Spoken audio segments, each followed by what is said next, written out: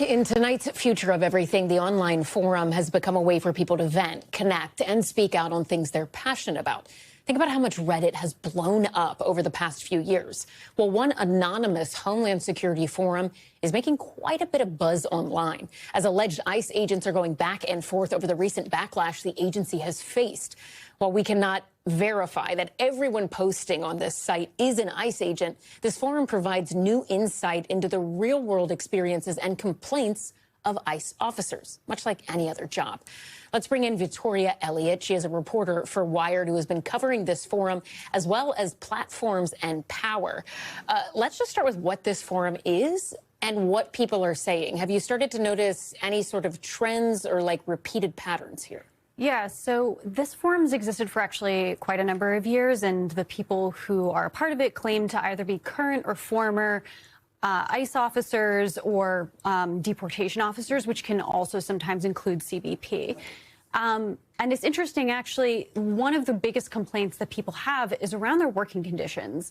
So across these forums, you can see people complaining about long hours, particularly what's known as TDY, which is temporary duty, sometimes only getting 24 hours before they are told, hey, you might be going to Minneapolis for a month, as well as limited overtime pay, and even some people complaining that they're not getting the gear that they feel they need to be out in the field with protesters, which obviously, because we're seeing the use of tear gas and things like that, would be a real workplace complaint. So that is the most consistent thread you're seeing. What are some of the other ones that pop up? Yeah, so I think, you know, there's definitely mixed feelings about sort of how the agency is being run right now. Even people who might have, you know, mixed feelings about, for instance, what's been happening in Minnesota, the shootings of Renee Good and Alex Preddy, there's sort of a consistent feeling across people around low morale and real frustration and distrust with DHS and ICE leadership at this moment.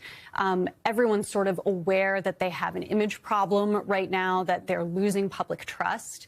So I think across the sort of different ways that these posters are processing what's going on right now, those are really consistent, no matter where sort of on the ideological spectrum they seem to fall.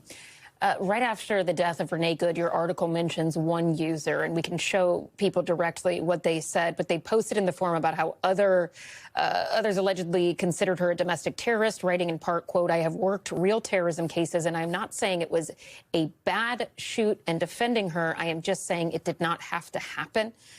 With the back and forth that you're seeing, and even just all of these different threads, help us understand that in the broader context of how ICE operates and where things are today. Because when it comes to just agents, ICE agents, there's like, what, 22,000-ish active ICE agents or officers today. Yeah, so I think a really important context here is that the way deportation work has historically been done, especially with ICE, it's been a lot more targeted. They say, you know we have this person, we're going to go after them. And it hasn't been sort of this whole government operation. So, for instance, Homeland Security investigations is sort of a special agent part of ICE, and they are really tasked with doing the criminal immigration stuff. So that's drug trafficking, human trafficking, issues where immigration might be mixed up with what we would consider a real crime, whereas being in the United States in an undocumented capacity is a civil violation. It's not a crime, like it's not a criminal violation.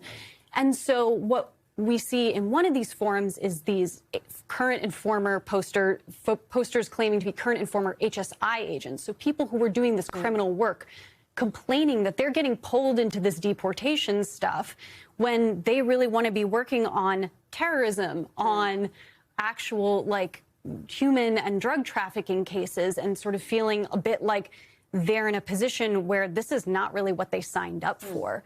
And even more traditional ICE agents, you know, that was a job where there was a lot of desk work, a lot of filing papers, a lot of investigating. It wasn't necessarily being out on the streets, confronting protesters, sitting in the parking lot of, say, a Home Depot looking for people. It was sort of a much more investigative and targeted work.